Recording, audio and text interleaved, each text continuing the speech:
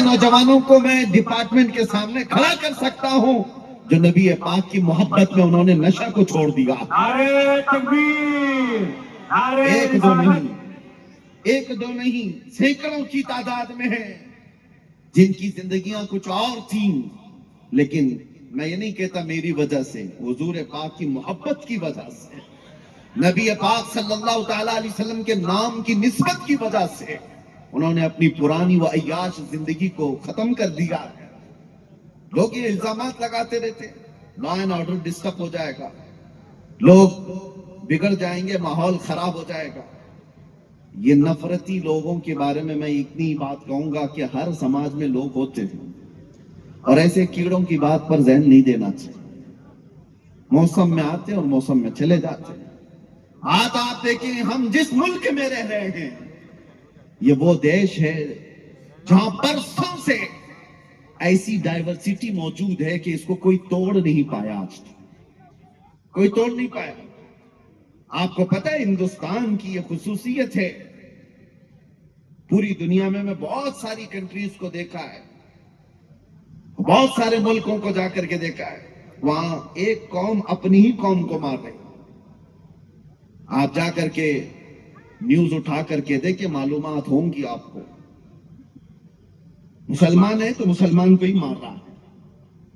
دوسری کوئی کنٹری میں پورے کے پورے وہی لوگ ہیں، وہ آپس میں ایک دوسرے کو مار رہے ہیں.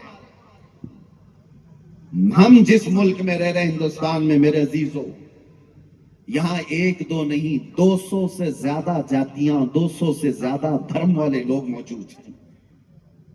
ایک دو نہیں 200 سے زیادہ ریلیجنز یہاں پر موجود ہیں اور سب جی رہے ہیں، سب جی رہے ہیں. اور یہ سرکار غریب نواز کا، ان کے آستانے کی برکت کا میں یہ کھل کر کے اظہار کرتا ہوں کہ جتنے کھل کر آزادی کے ساتھ آپ اپنے دین پر اس زمین پر عمل کر رہے ہیں، دوسری جگہوں پر اتنے آسانی سے عمل بھی نہیں. یہ اولیاء کاملین کی نسبتوں کا اثر ہے. نعرہ رسالت. یہ اولیاء کاملین کی نسبتوں کا اثر ہے. یہ وہ دیش ہے جہاں ہندو مصلی بچھا کر دیتا ہے کہ مسلمان نماز پڑھ لیں. کیا یہ دیش نہیں ہے؟ ہم نے ان تمام چیزوں کو کہاں پر گالی گلوچ کر کے ختم کیا ہے؟ کس کو ہم نے ہرٹ کیا ہے؟ ابھی میں آلاس آیا، میرے عزیزو، علماء ایک طرف، عوام ایک طرف، حاجی اپنی طرف، لیکن آپ کے علاقے کے سرپنچ ہیں، شاید وہ بھی ہندو سماج سے تعلق رکھتے ہیں. آئے، چادر مجھے پہنائی، ہار مجھے پہنایا. یہ تمام جو تہذیب ہے موجود، پھر کون سی وہ نفرت ہے جو پھیلائی جا رہی ہے؟ اب میں آپ کو بتاتا ہوں. آج مجھے یہاں پر حضرت نے بھی بتایا تھا کثیر تعداد میں ہندو سماج سے بھی لوگ موجود ہیں، تو میں ان سے کہتا ہوں ہماری باتوں کو غور سے سننا اور کبھی اپنے اوپر مت لینا، کبھی اپنے اوپر نہ لینا. اور تم بھی اگر کبھی ہمارے اندر موجود کوئی کیڑا ہو، اس کو اگر بول رہے ہو تو ہم اپنے اوپر بھی نہیں لیتے، ہم اپنے اوپر نہیں لیتے. دنیا طالبان کو ٹیررسٹ کہتی ہے، ہم ڈیفنس کرنے نہیں جاتے کیونکہ ہمیں پتہ ہے ہمارا ان سے کوئی تعلق ہی نہیں. ہم ان کا ڈیفنس کرنے نہیں جاتے. ہم صوفیہ کی جماعت سے تعلق رکھتے ہیں، وہ اولیاء کاملین کی جماعت سے تعلق رکھتے ہیں. اسی طرح سے وہ برادران وطن ہندو سماج سے تعلق رکھنے والوں سے میں کہتا ہوں کہ اگر کوئی ایسا شخص ہو جو ہمارے بھید بھاؤ کو اور یہاں کے ماحول کو خراب کرنے کے لیے کسی بھی مقدس شخصیت کو گالیاں دیتا ہے تو وہ تمہارا نہیں ہے، سمجھ کر کے چلو. اور ہم ایسے کتے کی دم پر پیر رکھ کر کے بولیں گے. کیوں؟ اس لیے نہیں کہ وہ صرف گالی دے رہا، اس لیے کہ وہ دیش کا ماحول خراب کر رہا ہے، پورے دیش کا ماحول خراب کر رہا ہے. اور ایسی جگہ پر ہم جو بات کرتے ہیں وہ اسی لیے دنیا کو یہ ہمارا چہرہ پیش کیا جا رہا ہے کہ یہ بھڑکاؤ بھاشن کرتا ہے. بھڑکاؤ بھاشن. کینسر کا علاج کرنے کے لیے اگر پھوڑی کو کاٹنا پڑے تو ڈاکٹر جو ہے وہ قاتل نہیں کہلاتا، ڈاکٹر قاتل نہیں کہلاتا. اگر کوئی ایسی پھوڑی ہو جس سے کینسر پورے جسم میں پھیل سکتا ہے تو اس پھوڑی کو ڈاکٹر کاٹتا ہے، کینچی سے ہو چاقو سے ہو، لیکن کوئی یہ نہیں کہتا کہ ڈاکٹر مرڈر کر رہا ہے، قاتل ہے، چاقو کا استعمال کر رہا ہے۔ نہیں، کچھ جگہ ایسی ہوتی ہیں جہاں پر پھوڑی کو کاٹنے کے لیے اس چھری کا استعمال ڈاکٹر کرتا ہے، اور کچھ قوم کے اندر ایسے کیڑے ہوتے ہیں جن کے لیے ہماری ایسی تیز زبان کا استعمال کرنا پڑتا ہے۔ باقی ہماری عادت نہیں ہے، ہم نرم گفتگو ہی کرتے ہیں، اخلاق کی گفتگو ہی کرتے ہیں، معاشرے کی برائیوں کے متعلق لوگوں کو اویئرنس کرتے ہیں، لیکن نبی پاک صلی اللہ تعالی علیہ وسلم کی شان کو سمجھو میرے عزیز ہو۔ میں ایک بات کہتا ہوں، ہم نے کبھی کسی دین کے، کسی دھرم کے بڑی شخصیت کو انگلی اٹھا کر چھیڑا تو نہیں ہے، کبھی دکھا دو ہماری تاریخ میں، کسی کو کچھ کہا ہو، کہیں گالیاں دی ہو، کسی کے چریتر پر بات کیا ہو؟ نہیں۔ جب یہ پوری قوم کسی بھی دھرم کی مقدس شخصیت کو نہیں بات کرتی تو اتنا تمہارے اندر بھی سہج ہونا چاہیے کہ جو قوم اپنے نبی پر اپنی جانیں قربان کرتی اس کی طرف انگلی تو مت اٹھاؤ۔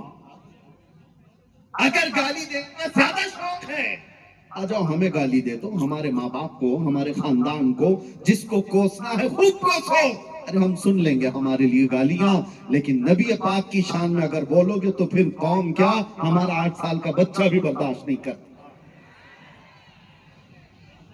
یہ ہمارا دین ہے، یہ ہمارا دین ہے۔ اب آگے کی بات میں کرتا ہوں میرے عزیزو، یہ اظہار کرنا مجھے ضروری تھا کہ لوگوں نے جو ہمارا ایک چہرہ پیش کیا ہے، ڈپارٹمنٹ والے بھی بہت توجہ سے سنے، اور جتنے ہیں، ہماری کوئی تقریر ہوا میں نہیں جاتی، سب ریکارڈ رہتی ہے، مجھے پتا ہے، اور ایسی ریکارڈ ہوتی ہے کہ ایک جملہ یہاں ریکارڈ ہوتا ہے، یوٹیوب پہ آنے تک اس پہ بہت مسالہ آ چکا ہوتا ہے، بہت کچھ آ چکا ہوتا ہے۔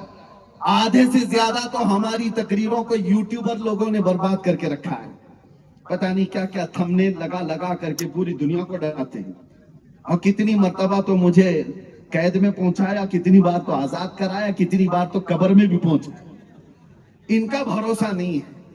اور ایک بات بڑی اچھی ہے، پولیس ڈپارٹمنٹ سے ایک بڑے سینئر عہدیدار وہ انویسٹیگیشن میں بیٹھے ہوئے تھے، اور کچھ لوگ بہت چیزیں وائرل کیے ہوئے تھے، میں دیکھ کر کے گھبرایا، میں کہا صاحب یہ تو میں نے کبھی کہا نہیں، صاحب یہ بات تو ہے نہیں، تو انہوں نے کہا مولانا بند کر دو، یوٹیوب پر ہم بھی بھروسہ نہیں کرتے،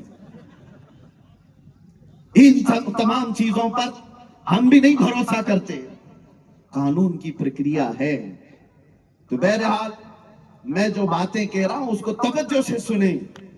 اس پوری کائنات میں اللہ تبارک و تعالیٰ نے آپ کو پیدا کیا، اور آپ کے پاس دین اسلام ہے، اور سب سے بڑی دولت تمہارے پاس جو موجود ہے وہ کون سی ہے؟ کبھی سوچا آپ نے؟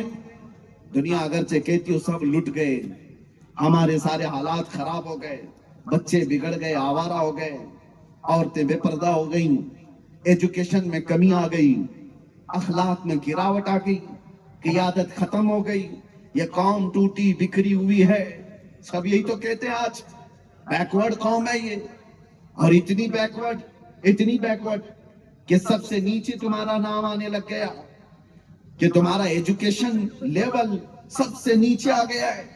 یہ تمام باتیں تو آج موجود ہیں، لیکن پھر میں کہتا ہوں 24 گھنٹے تم ریڈار پہ کیوں رہتے ہو؟ جب یہ ٹوٹی بکھری ہوئی قوم ہے تو پھر ہر میڈیا والے کا مدعا تم ہی کیوں رہتے ہو؟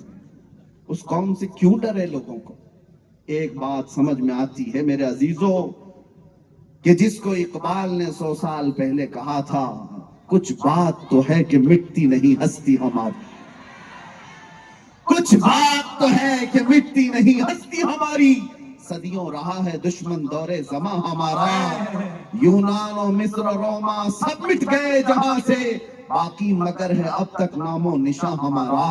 کس وجہ سے آج پوری دنیا تمہیں رڈار پر رکھتی ہے، اور سمجھ کر کے چلو توحید کی امانت سینوں میں ہے ہمارے، عشق رسول کی امانت سینوں میں ہے ہمارے، آسان نہیں مٹانا نام و نشاں ہمارا۔ نعرے تکبیر، نعرے رسالت، تحفظ ایمان کو